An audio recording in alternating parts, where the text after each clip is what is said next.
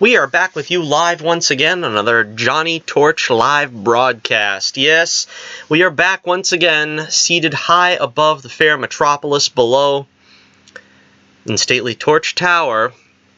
For Johnnie Torch Live number 181, we bring you today Torch News Roundup number 159, where we bring you all the news in pop culture that's fit for public consumption, and even some that's not fit for public consumption.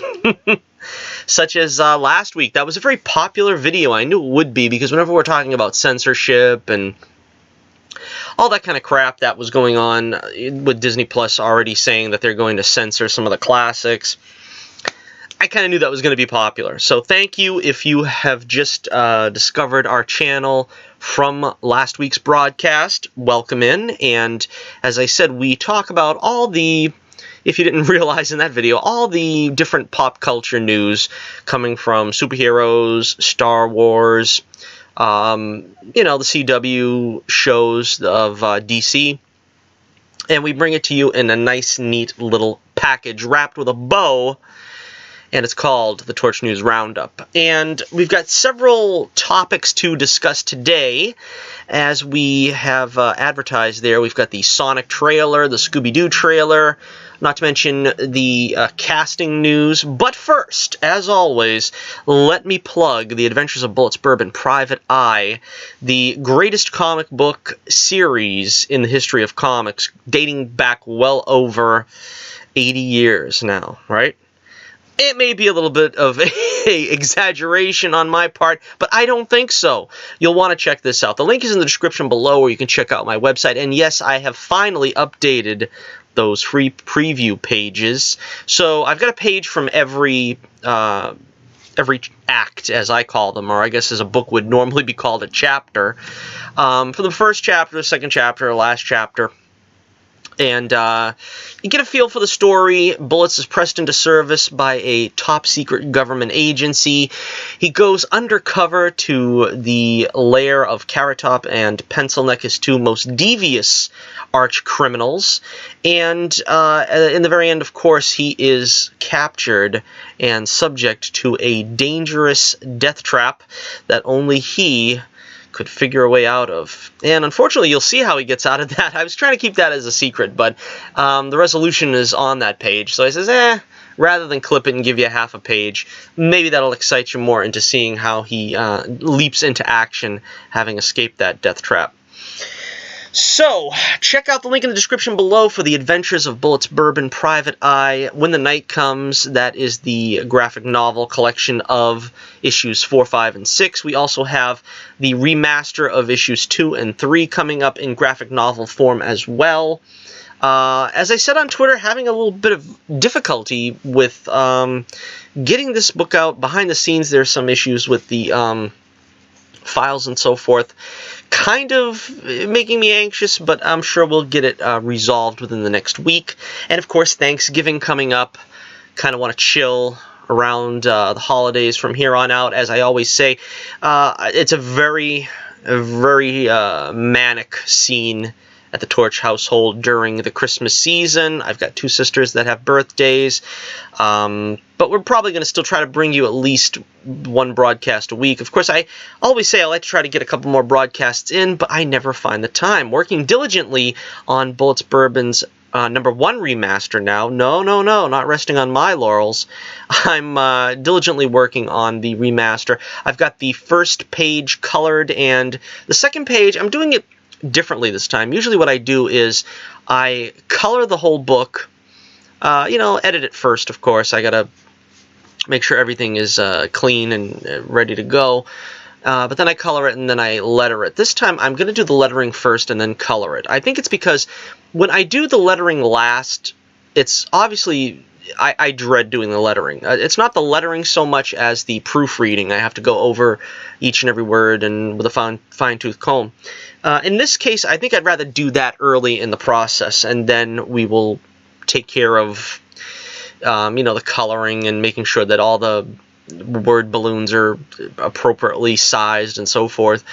I'm saving that for last, so we'll see if it works out a little bit better for me in this new routine than it than it has in the past. Because, like I said, it's very mind-numbingly boring to proofread a whole book. Maybe if I proofread one page at a time, I don't know, would that make it less stressful on me and less tedious?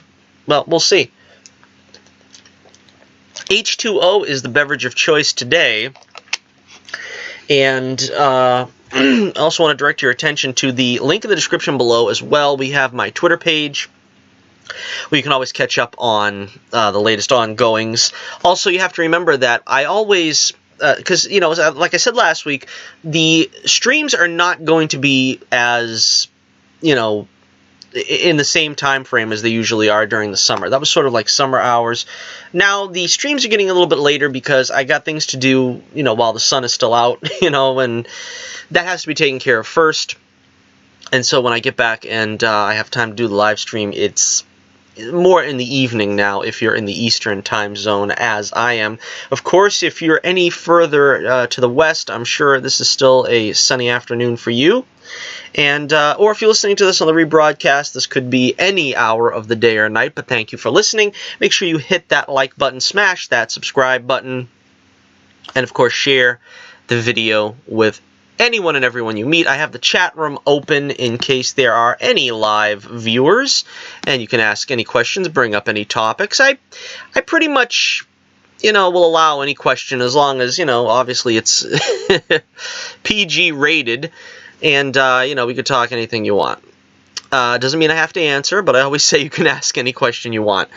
Also, before we get much further, we have a new subscriber. I want to welcome, let's see, Price of Reason. Price of Reason. I've subscribed to his page, and he was kind enough to return the sub. Anybody out there, of course, if you want to sub to my page, let me know, and I will reciprocate and sub back to you if you, in fact, have an active website. I mean, an active YouTube channel. Let me know, and I will return the sub and give you a little bit of exposure here. We've gotten to 104 subs now with Price of Reason. Thank you, Price of Reason. And he has a great channel, I have to say. Now, I always will publicize whoever joins.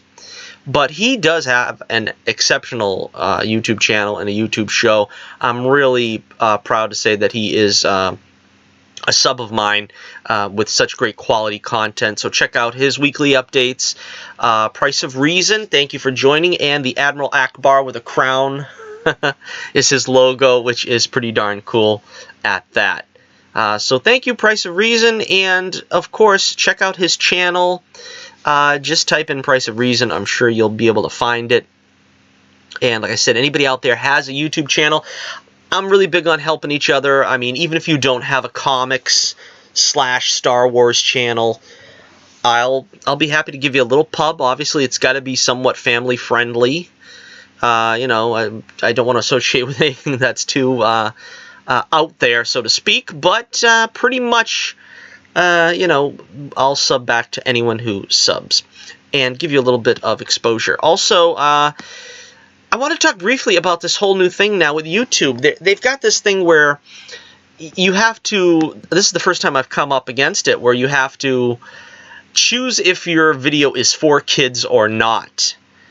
Again, I don't really know what to do in that sense, because I think my content is always family friendly. I mean, I think one of the problems that I have with YouTube is, again, while I'm not for censorship, there is just way too many expletives, too many cuss words, too many people swearing. You can't run YouTube, you know, if you have children in the house. You can't just put on a YouTube channel on, because probably I would be, if I were to guess, I would say probably at least 85, 86% of YouTube channels that I've seen have some form of cussing and stuff. So I've always been pretty strict on, we don't say bad language here, and so on and so forth. So I think it's a very kid-friendly show. You never need fear putting this show on in front of minors. But the rule seems to be, if you have a live chat, you can't be considered kid-friendly. So I had to sort of register this one under not for kids. So if that shows up anywhere on your, I don't know where it would show up, but on your your page here while you're watching this. This does not mean that my content is not family friendly. This just means that if I want to keep the chat open, I have to call it not for kids. So if that's the case, I really want to have the interactions with the folks that are watching. I'm going to have to say that it's not for kids. But again, fear not if you have kids, if you have any aversion to cursing and any images or anything that might be offensive, you're probably not going to have a problem with this show. But that's the reason for that designation. I think it's because it's difficult to control a chat. Somebody might swear in the chat. Somebody might say something, out of the way, so to speak. And that's kind of where they have to have their bases covered. I think there is just way too many headaches on YouTube these days. Like most people, I started out on YouTube just wanting to, express myself and hopefully make a little bit of money. YouTube has already taken away the ability for up-and-coming creators to have a little bit of money. A lot of people are saying that you're going to have a lucrative channel if you're not going to get dropped by YouTube in the future. I don't really know what that means. I can't find anybody to explain that to me, what that means, but there's no way that you can build up a prosperous channel in just a year. I mean, some people have been fortunate enough to do it. I haven't been, fortunate enough to get monetized, but if that is the case, that only monetized channels that are fortunate enough to be monetized and have huge sub counts, I think YouTube is going to go the way of the dinosaur if that's the case, because there is not going to be enough people that make it worth their while, YouTube, that are prosperous using YouTube. There is just as many who are still climbing and clawing their way up. And there are some that are really, and I guess in a case-by-case manner, I'm probably somewhere lumped into them, who are not overly concerned with monetization. I mean, I'd like to be able to say that I could make a couple of bucks off of my YouTube channel, but, if it doesn't happen, it's not something that will cause me to abandon my channel by any means. But there we have it. A couple of subjects we touched on here, as usual, in the first 10 minutes of the show. Again, I treat this show, if this is the first time you're listening to the show, I treat it as my own personal radio station, my own personal talk show. So, I think the YouTube algorithms are not friendly to that type of format when you just turn on a live stream and talk for an hour and a half, which is what this show usually goes for. But, I think it's better that way, that I just talk frankly and not try to segment this and do like a 1,000 10-minute videos. Just doing one where you can turn it on, do whatever you're doing in the house, housework, if you're in your car. That's kind of what I try to envision this show as being. Alright, so here we go, and as I said before, this is the only way to spend your Saturday here with us on Johnny Torch Live and the Torch News Roundup. We broadcast every week around this time, roughly, sometime between 3 and sort of 8 p.m. Eastern Standard Time. So if you check us out sometime in that area, in that vicinity, you will catch the show. All right, our first order of business, we're going to talk again about Scoob, the Scooby-Doo movie, the new 3D animated movie.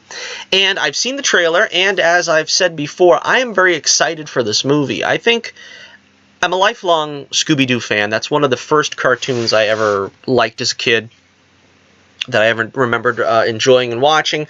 I'm not a big fan of 3D animation, but they have done wonders with this, with the designs, with the drawings. It does feel like the animated versions of Scooby-Doo's characters brought into a more 3D format. As I said before, Hanna-Barbera's characters are pretty much, they're pretty much going extinct. You know what I mean? I don't think the next generation really knows them. I was brought up, as I said last week, in the generation that kind of was on the tail end of the popularity of the Flintstones and the Jetsons and so on and so forth. Scooby-Doo seems to be the last successful Hanna-Barbera cartoon, and so hopefully what I'm hoping is if this is successful, not only will we get Scoob Part 2, 3, and 4, but, you know, maybe we'll get a equally impressive Flintstones movie, Jetsons movie, Yogi Bear movie. Something like that would be nice to see in this style, in this format. In other words, have a Hanna-Barbera, you know, 3D animated universe. The trailer, it looks great. It's got an interesting story. It's the meeting, which I don't believe we've ever heard. I think, like I said last week, the animated series, A Pup Named Scooby-Doo, was the closest we got to the childhood of Scooby and Shaggy. But in this film, you know, the trailer pretty much gives away the whole first act, which is apparently how Scooby meets Shaggy, how Velma, Freddy, and Daphne all meet Scooby and Shaggy. And like I said, it looks very well animated, it looks well done. My only problem with this is, and I like I said, I think the story looks good. It looks very heartwarming, you know what I mean? You know, there's a lot of the fun and the goofiness that comes from Scooby-Doo and Shaggy, but at the heart of it, at the center of it, is two best friends, and it looks like they're really, you know, they really focused in on that, which is, of course, you know, I think the heart and soul of the relationship between them two. My problem is with this, I am not totally sold on the voice cast. It's not a problem with Freddy and Daphne and Velma and stuff. I don't think the guy that's playing Shaggy has the chops. He's kind of trying to do like a high-pitched voice. But, of course, Casey Kasem, the legendary Casey Kasem, was the original voice of Shaggy. He's long since passed on now. He's been passed on for, I'm not sure, about 10 years. As I said, I think Matthew Lillard, you know, it's tough to fill the shoes of Casey Kasem, but I think he did an admirable job. I think he did about as well as somebody could mimic the voice of Shaggy. But this kid here that's doing Shaggy, I'm not sure he's quite there. You have to have a sort of vocal inflection. Sort of a, you know, where Shaggy's voice breaks at certain points. He's sort of that, what was that kid in Saved by the Bell? Screech, right? I never really watched Saved by the Bell. I think I don't know, I was just maybe a little bit older for that show when it first came out, but maybe it just didn't interest me, I don't know. But there was that kid where, the reason why it was called Screech, I guess, is where the joke was that he routinely would have his voice break, and it never quite properly broke, I think, over the whole course of that show over 10 years. And I kind of feel like that's kind of where Shaggy is. You have to give him that sort of up and down scale. I think that this guy is sort of just doing him with a high-pitched voice and keeping him like that. So, you know, as a Scooby-Doo fanatic, you know what I mean, someone who's lived with this in their bones for so many years, I kind of want him to nail it, and I'm not sure that he has. As for Scooby, I think, as I said last week, Frank Welker, the original voice of Scooby-Doo, is still playing Scooby-Doo. He, you know, age kind of pulls, you know, the voice a little bit away from the original sound of Scooby-Doo. He's still doing a good enough job, and I'm glad that they got him back. I think that's very respectful of them. Sort of how they gave Adam West the job of voicing the 60s Batman in those cartoons, even though he was clearly, you know, 90 years old and had to, you know, probably do it piecemeal because, you know, but with breathing issues and so on and so forth. And I think you just have to accept that and respect the actor. So I respect Frank Welker and the rest of the, you know, the producers for asking him back and him deciding to play the role. But it does kind of feel like they're giving him a lot to say. And it's like any voice actor when you try to say, you know, 500 words in a minute and you are trying to do it with a, you know, a characterized voice, it's going to sound a little funny, and I kind of felt like that's what was going on in this trailer. He was talking a lot, and, you know, I think in the original cartoons, he didn't really have a whole lot to say, Scooby, you know, it was basically rut-row and, you know, Raggy, rook out, something like that, but the more he has to speak, it's you know, I kind of feel bad even pointing that out, but it's kind of a nitpick, I guess. It's not going to bother me, but I mean, if I had to point out anything about the trailer that I thought was kind of a little lacking, maybe it was that. Some of the vocal characterizations, but again, for the most part, I really love this trailer, and I love it when he says, "I'll never take it off," the necklace, because he never did. That was something that always interested me as a kid. It was like, doesn't like Scooby ever take that off? I don't want to say necklace. What's it called? Collar, and he never did. And it's like that kind of, you know, detail. Someone pointing that out, that he never took that off. I mean, it's like it's symbolic, you know what I mean? It's like really means something to Scooby-Doo, you know? It's not just like, well, that's the way he was drawn and they didn't take it off. It was kind of, you know, heartwarming in that respect when I seen that. All right, so let me know what you think in the comments below. What did you have to say about the Scooby-Doo trailer? Scoob. And yeah, we get the naming of Scooby-Doo here too. That's another thing that was interesting to me. A lot of people don't like that, I think, when you know, they kind of show a naming. At least I'm thinking of like Solo, when everybody was like up in arms about that and how they didn't like that. Didn't bother me at all, but a lot of people don't like finding out how a character got their name. And I think it only makes sense that Scooby-Doo's, you know, Scooby Snacks preceded Scooby-Doo, because, you know, why I was kind of wondered that myself as a kid. How did the snacks get named after him? Some kind of company, at least that's what I thought when I was a kid. Some company named their product, their brand of treats, after Scooby-Doo because he was somewhat famous. But I guess it makes more sense that Shaggy named him after the Scooby-Doo snack, or the Scooby snack. And interestingly, it seems like, you know, that's something that he was like, he was really into.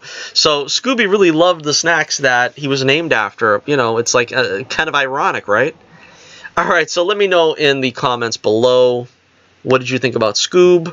Are you interested in this one? Are you a longtime Scooby-Doo fan like myself?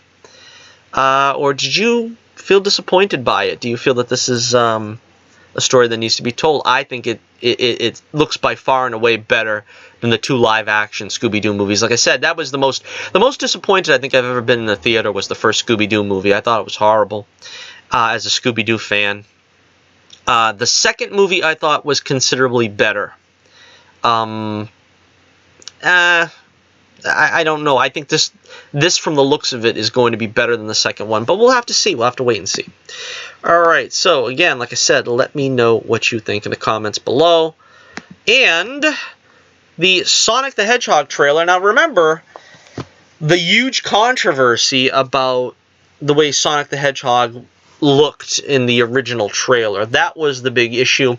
Now they have altered his look, and as you can see, this one on the left was just so hideous. It looked like, you know, from hell.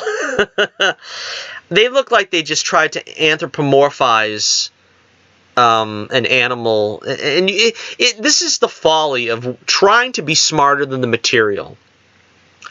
And this is a problem I think they had with the Turtle movie, the Michael Bay Turtle movie, where it's like, well, we have to see, where is the nose? See how the nose is there and the teeth have to be a certain way, and the eyes got to fit just right on the head, and it looks too human.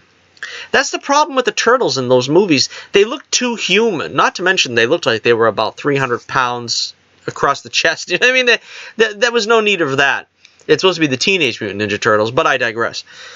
Here, the new Sonic model, it looks pretty much like I said from Scooby-Doo, as a 2D image rendered in a 3D format. This looks like the cartoon character brought to life in a 3D setting. The eyes are, you know, the appropriate size. His mouth doesn't look ridiculously human. His nose looks, you know, much more, I guess, cartoony. The over you know, the over detailed look that the original model had is gone, thankfully. And his ears, of course, looking a little more cartoonish as well. His hands being the typical Mickey Mouse looking large hands, you know. The furnace chest is the appropriate color. My brother is a huge Sonic the Hedgehog fan, and he is he is happy with this remodel, but I think he nitpicks like I do with Scooby-Doo. He nitpicks. He thinks Sonic's arms are supposed to be peach. That's supposed to be peach fur, like his chest. So he picked that up right away, that was disappointing. But, yeah, he likes it, too, you know, as a huge Sonic fan.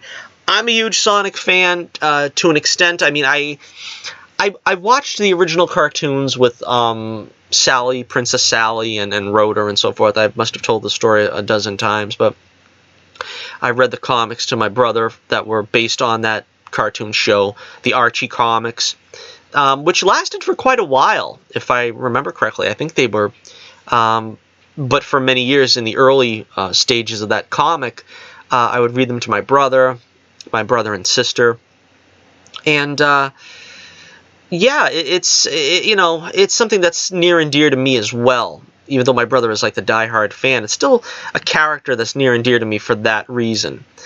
And you know, as for the trailer, I would like it to have been more closely related to that storyline of Princess Sally and Tails and so forth. They're apparently not going to get into that. Maybe they're not going to use that version at all with Princess Sally and so forth. Tails, of course, is actually in the video game, so I imagine he'd be in at some point. Maybe they're saving him for a sequel. Same with Knuckles. I know the video games went in a different direction with Amy Rose instead of Princess Sally and so forth. So we may never really get that that 90s cartoon version of Sonic the Hedgehog that I really would like to see. But putting that aside and putting that on the shelf, and also putting on the shelf that I've always said JTLive White's voice for Sonic the Hedgehog, to me, is indelible with the character. I always imagined that voice coming out of his mouth, and so to just hear, like, some, you know, generic-sounding voice coming out of his mouth, I don't know, it just doesn't do it for me.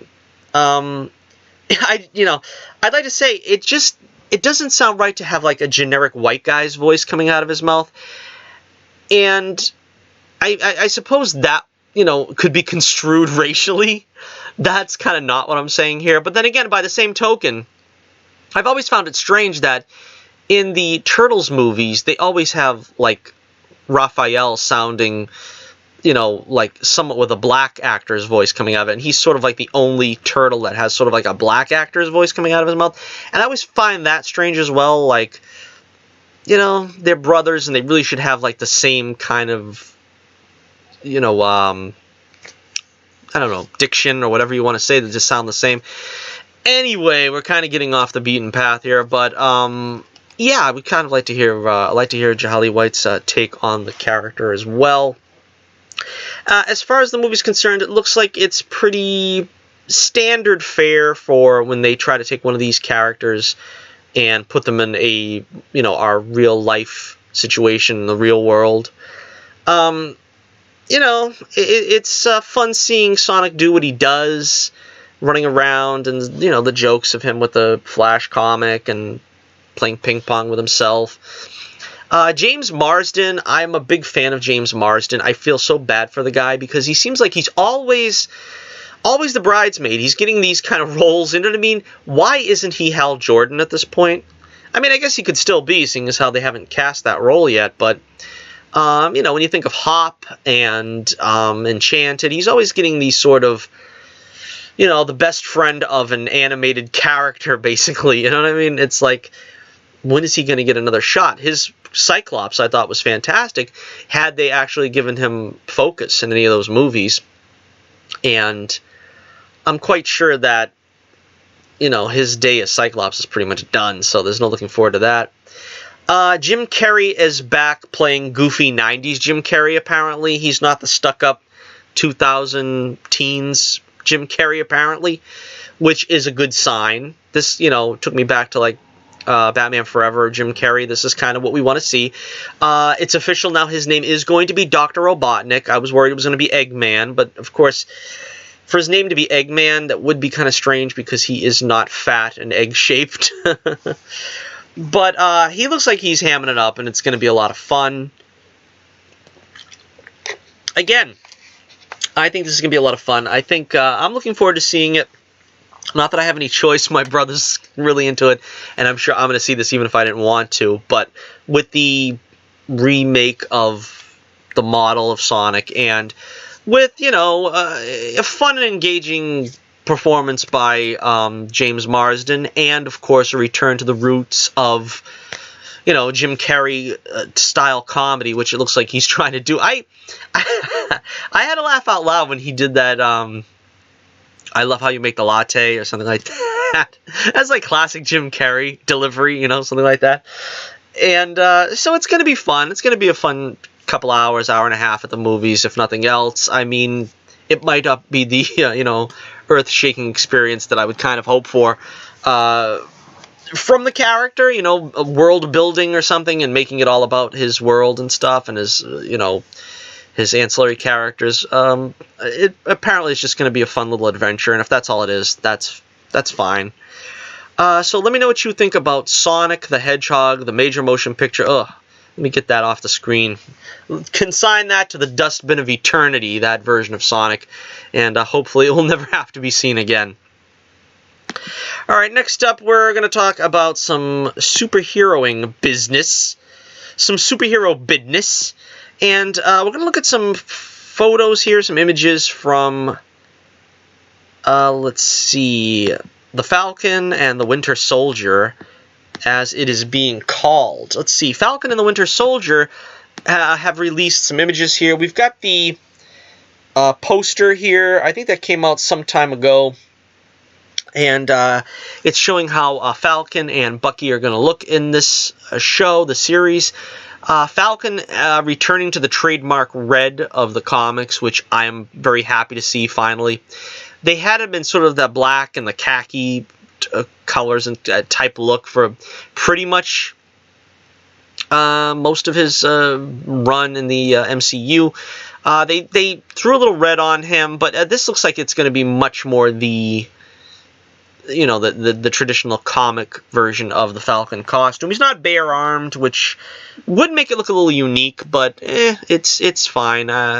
You know, I think it's about as close to the comic version of the costume as we're liable to get. Nice to see the Winter Soldier has cleaned up his act. He doesn't have the long hair and the beard anymore. I think that's a probably a move in the right direction. He's got a very Bucky-esque outfit on here, it looks like, with the blue shirt, and of course he still has the robot arm.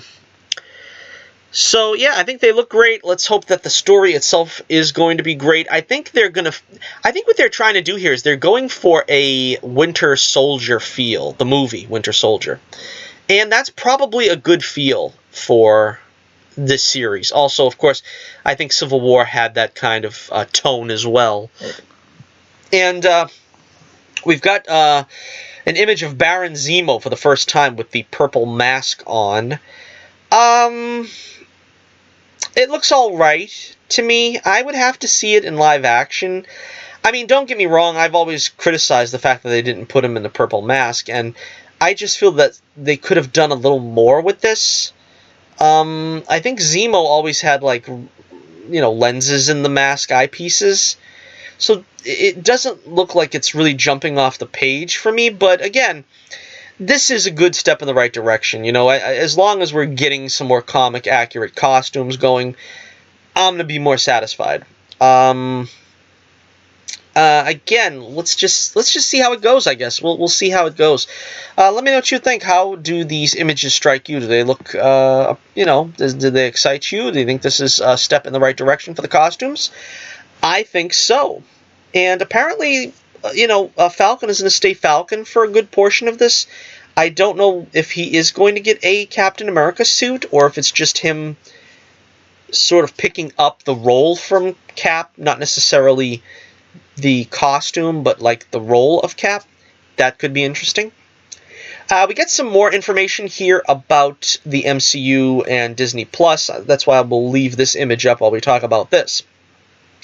During a conversation with The Hollywood Reporter, Kevin Feige specifically named 3 characters we can expect to see in the movies once they make their respective small-screen debuts.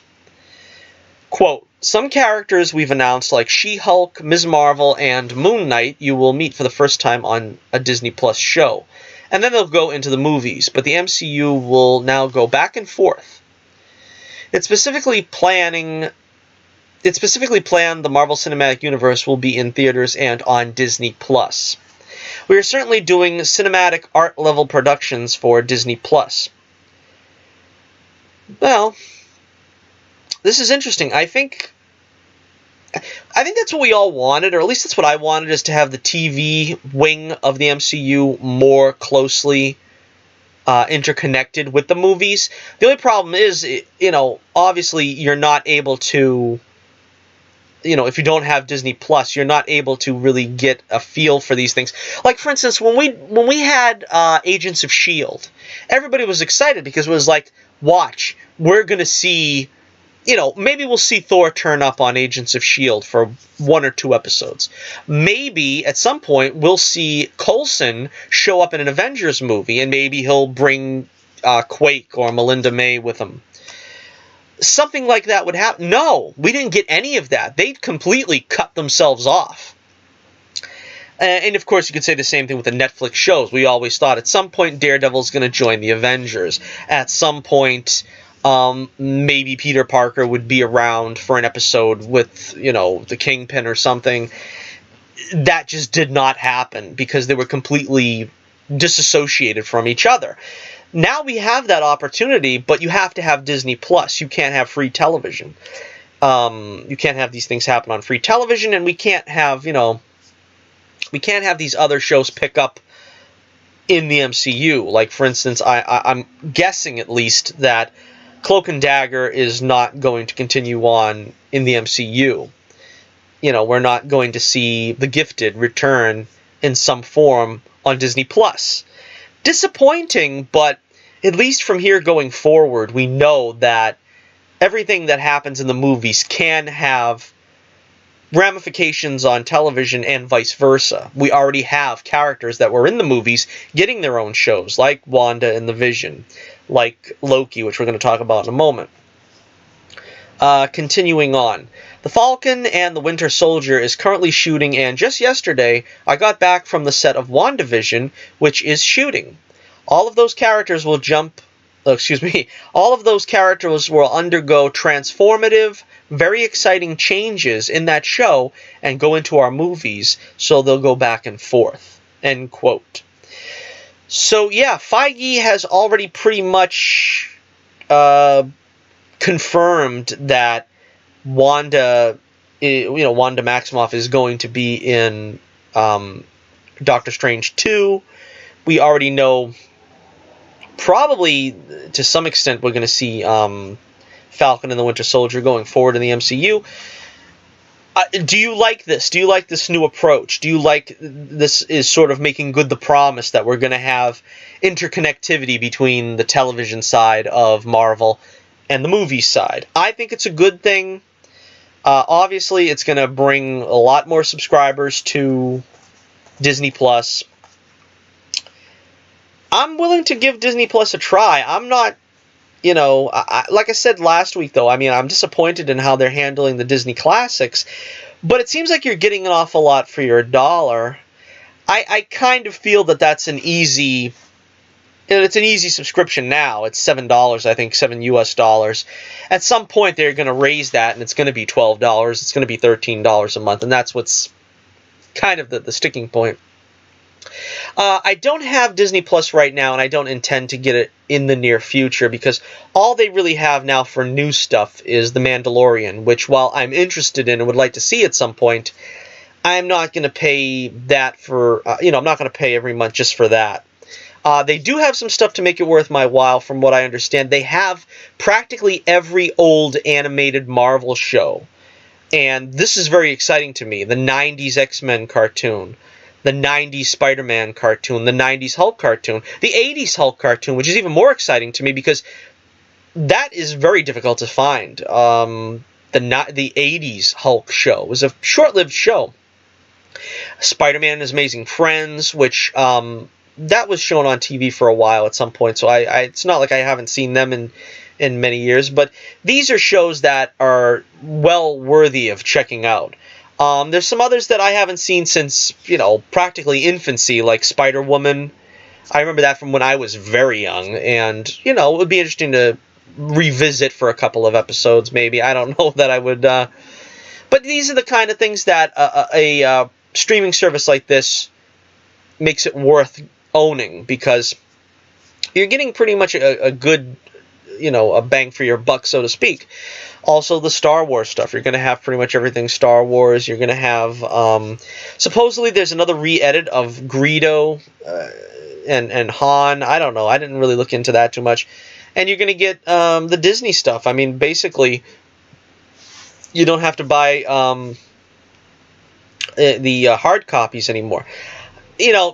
Not to get into a whole other thing, but I would rather have the hard copies, though. I'm not a believer in just owning a streaming service, because if you let them go too far with that, you're never going to get hard copies again. They're going to stop putting out DVDs, and you're just going to have to own streaming services, which means you don't own a copy of A New Hope. You don't own a copy of Empire or Jedi. You don't own a copy of any of the Marvel films, Avengers, Endgame, any of that. You're just going to be allowed to see it because you're going to have, whatever streaming service it is, in this case, Disney+. But I mean, for all platforms, it'll be like that with, any of them, Warner Brothers, so forth. And that's why I'm against it, because then before you know it, cable's expensive enough as it is. And then when you start putting streaming services on top of that, you're going to, people are going to have to cut the cord, as they said, in more ways than one. It's going to have to be picking and choosing. I think that's why they're trying to give you packages that are going to be, make it worth your while. But you're going to have to wow people with some pretty good entertainment, and you're going to have to make it affordable. And you're going to have to say, look, it's okay to, drop it for a few months. Like, for instance, for an example, let's say I want to watch what's on DC Universe, but I don't want to pay them, and I don't want to pay Disney Plus, and I don't want to pay whatever else you got, Hulu, whatever. They're going to have to understand that you're going to drop a few things for a few months, get caught up with whatever's on DC Universe, then on Hulu, and then you go back to Disney Plus or something like that. That's the only way it's going to work, if they keep making all these streaming services and making them supposedly essential viewing. Also, I want to also mention, while we're on the topic, I got a free trial of Netflix again. Now, they're pretty cool like that. This is like their third free trial they've given me. And I'm taking advantage of it to watch Daredevil Season 3, which, as I've famously gone on record saying, I think it's highly overrated, the Netflix Daredevil show. All the MCU Netflix shows, to me, honestly, were overrated. But I'm looking forward to seeing it, and I'm about a quarter of a way through it. Comes at the worst possible time, because I got to catch up on the CW shows to get ready for Crisis, because I really want to see Crisis when it first airs. As it is, a lot of people are spoiling The Mandalorian for me with quote-unquote Baby Yoda. I don't know what that is. I don't know what it has to do with anything. Everybody keeps showing it online and stuff. But that's the thing, it's like, you either jump on when everybody else is jumping on, or you got to take your lumps, So again, I've heard at the time some spoilers for this season of Daredevil Season 3.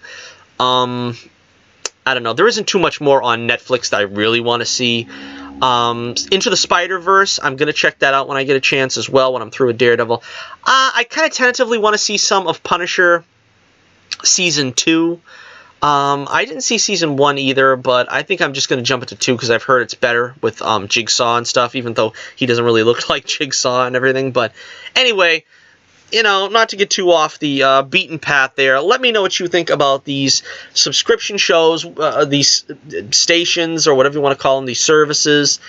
What is the most that you're looking for in a streaming service? What do you want the most out of all these streaming services?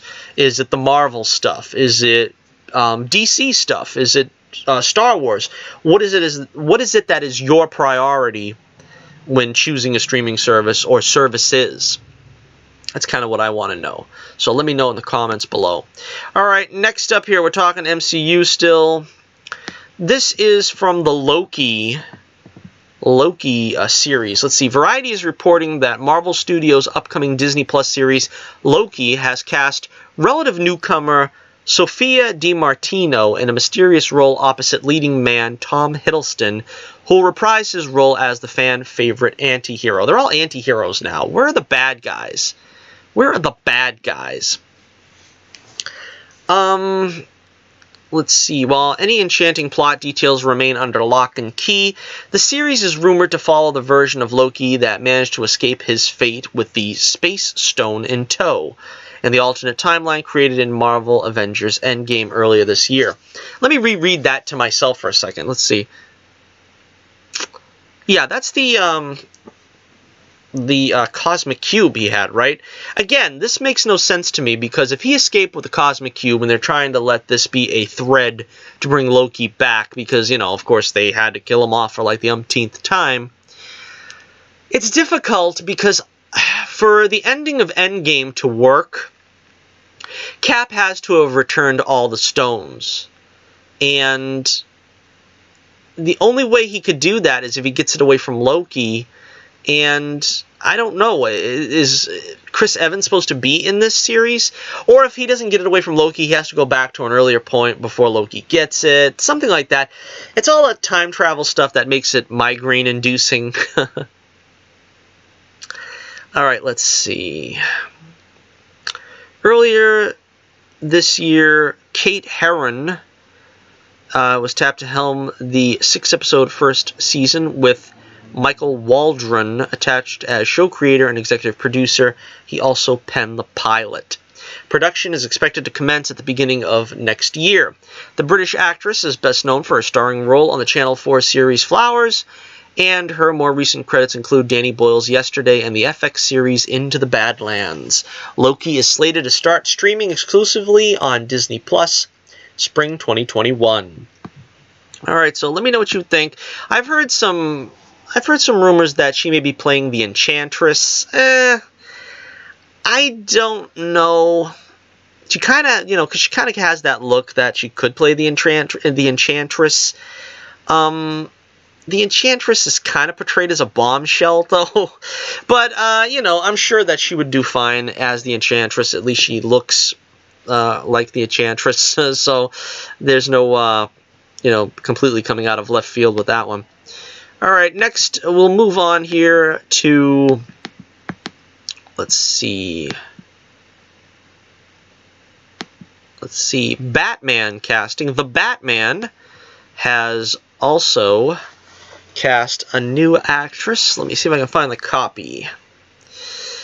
James Lawson?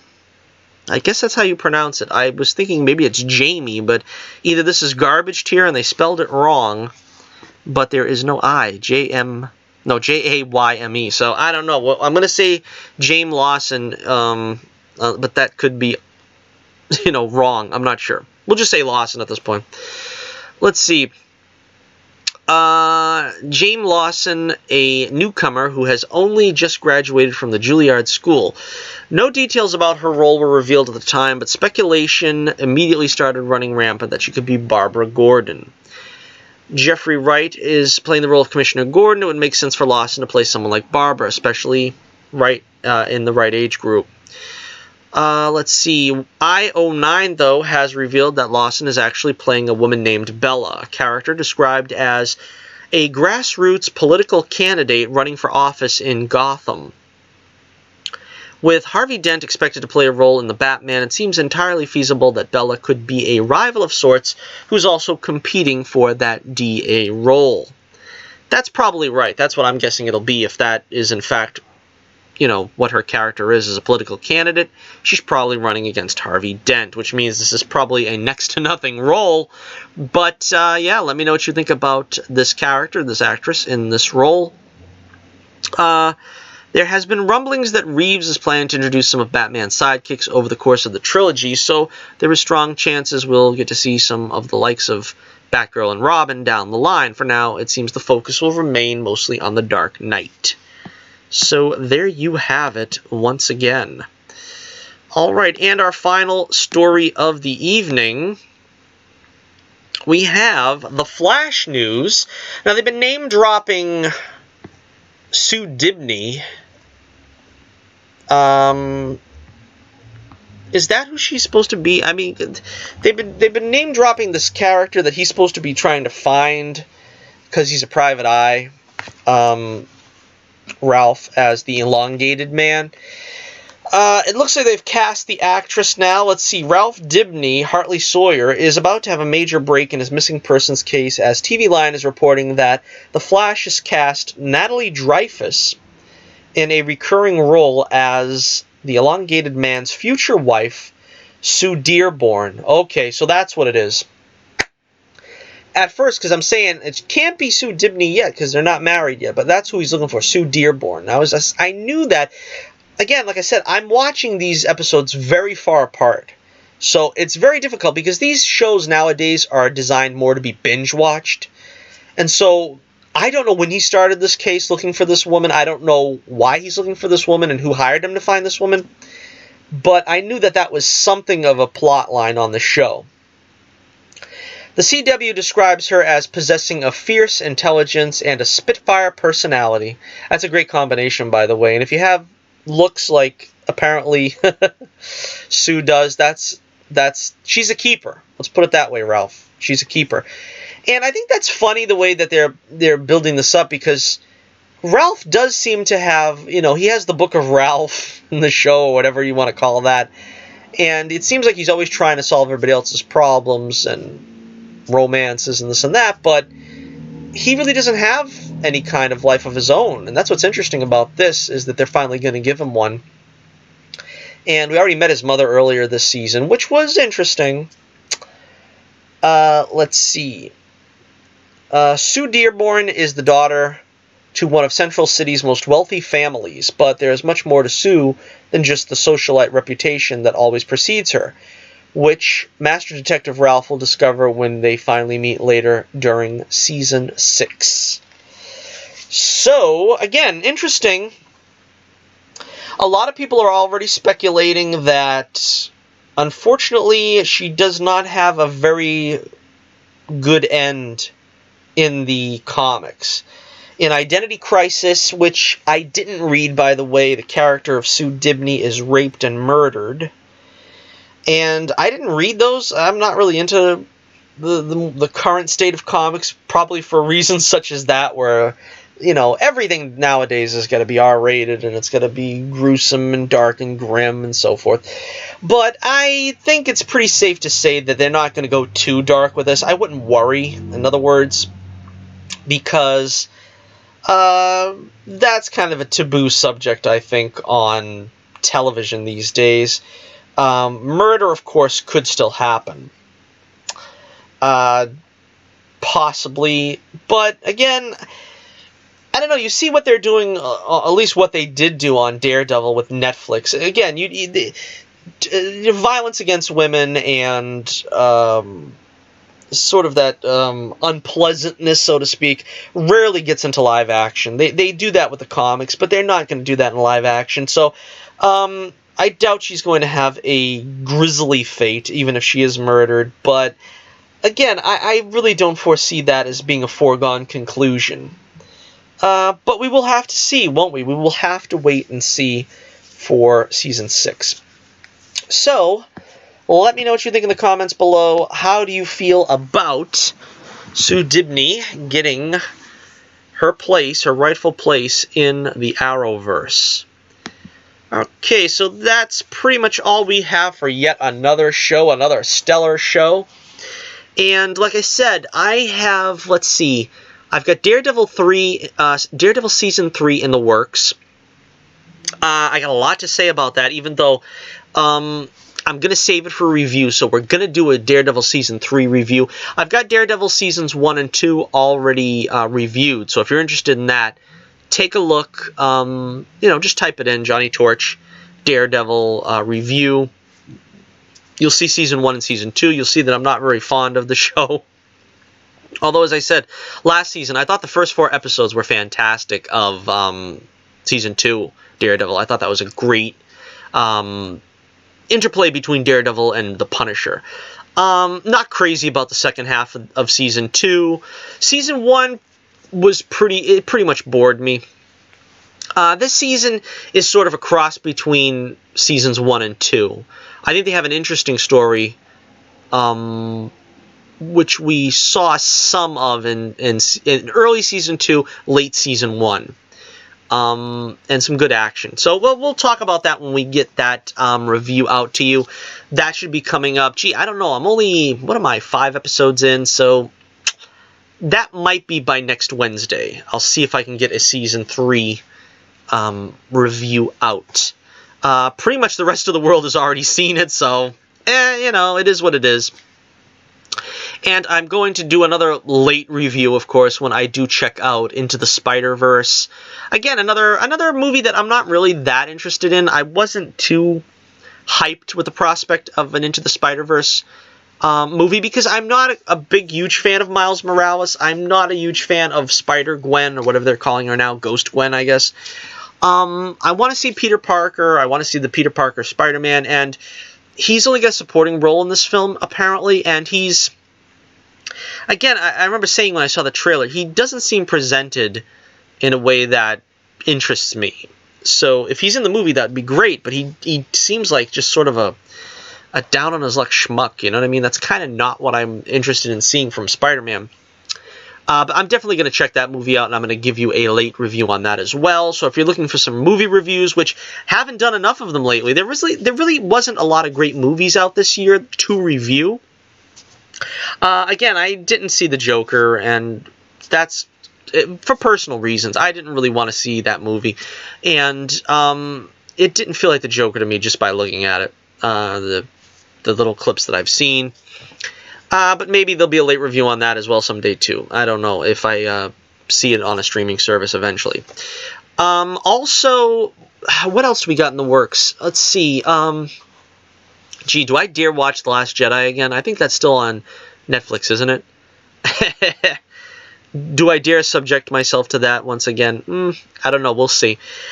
So, yeah, leave me a comment below. As I say every week, I always read my comments on the next show. So if you have a question or a comment, always leave them in the comment section, and I will address them in the following week's broadcast.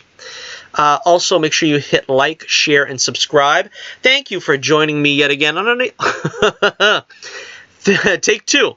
Thank you for joining me yet again on the only way to spend your Saturday here with us on the Torch News Roundup and Johnny Torch Live.